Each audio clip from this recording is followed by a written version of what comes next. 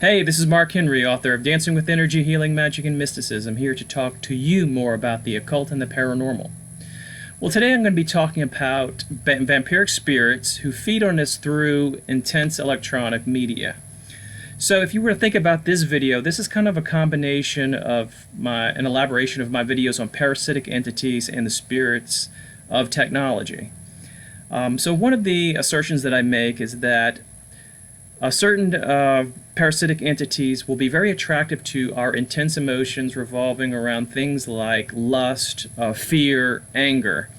These intense emotions can provide them with fuel, with energy, and they're attracted to it, and they will oftentimes try to attach to our aura in order to feed it. They can even, when they attach to the lower chakras, the more advanced ones can manipulate them a little bit to get further nourishment from it, from your vital essence.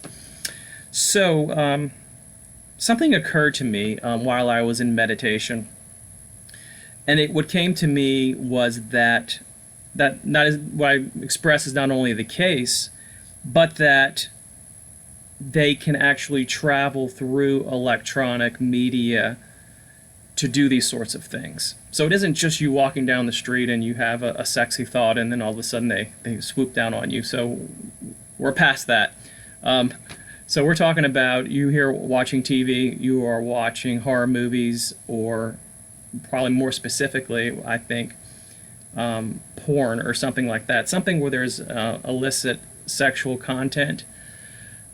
That is the perfect environment and recipe for these entities to come through, attached to you, because that particular experience is the essence of life. It is the characteristic of energy of procreation. It is life force in its most pure form, if you want to think of it that way.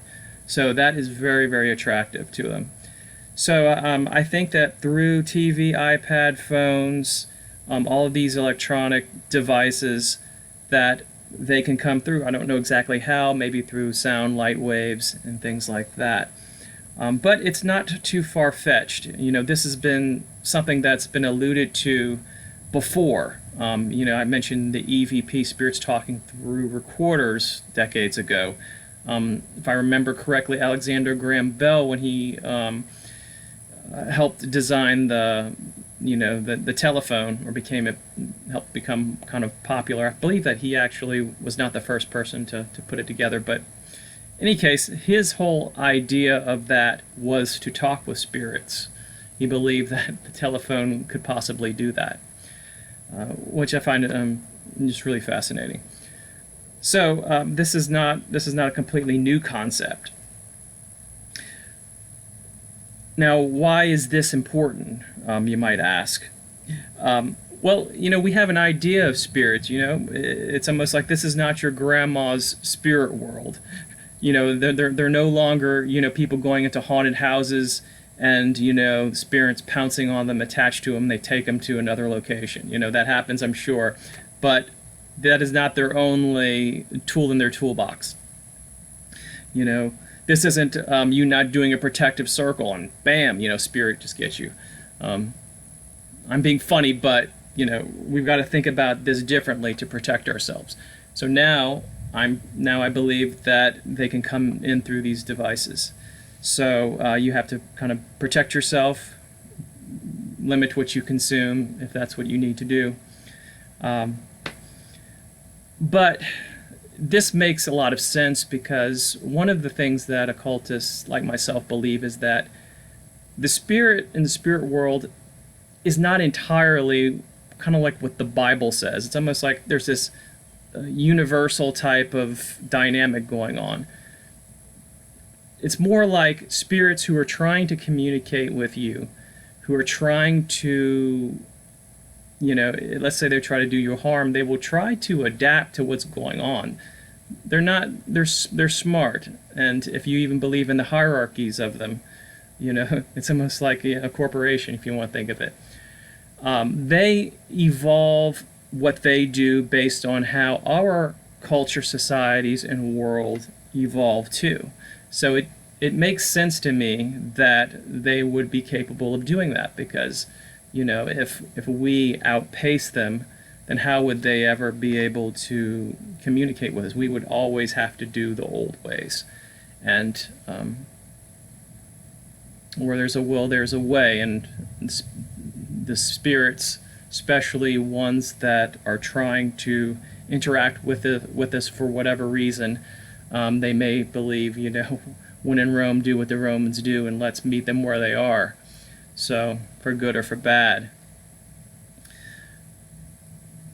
So, getting back to, let's say, the sexually explicit material. So if we look at something like porn, it tends to attract unwanted consequences anyway. And I'm not talking about social, psychological, emotional type of stuff. I'm talking about, if what I'm saying is true with these electronic spirits, you not only can get computer malware from your device, but you can actually get spiritual malware. It's something that you would have to first be aware of and take some steps to get rid of it, you know. And by the way, you know, who wants to do a protective circle when they're watching their stuff? So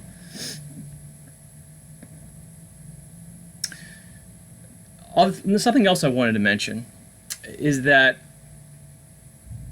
to be the most susceptible person to this type of thing are people, because they can sense this too, are people who have a lot of unresolved trauma. Anywhere there's going to be a weakness in the aura, a weakness in the psyche, they're going to be very much in there. They're going to be very much attracted to that deep kind of woundedness. And that sometimes, those types of issues tend to make people want to look at things and experience intense media. So a lot of times what happens is that people, once they start working on their stuff, working on their trauma psychologically, they're doing their shadow work, they tend to start to release some of the shadow spirits. If you're not in touch with your shadow self, you're more likely to attract darker spirits. As above, so below, as they say.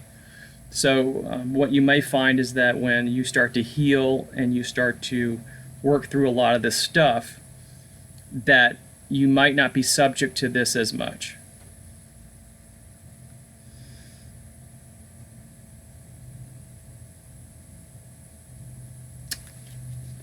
Another thought that I have too is, I don't want to paint like a dim picture of this. The big picture of this, I think, is that it isn't always such black and white as some religions believe. There's good and there's evil, and there's a war against good and evil. There may be a silver lining to some of this, and that is possibly the bigger picture is that some of these entities are coming at us.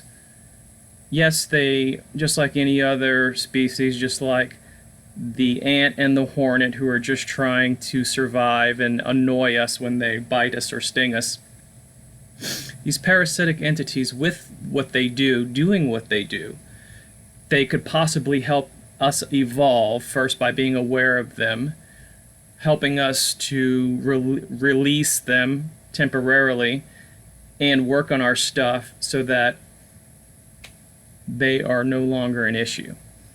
So they can help us become more aware, they can help us become more spiritual, they can help us become better, well-rounded spiritual human beings.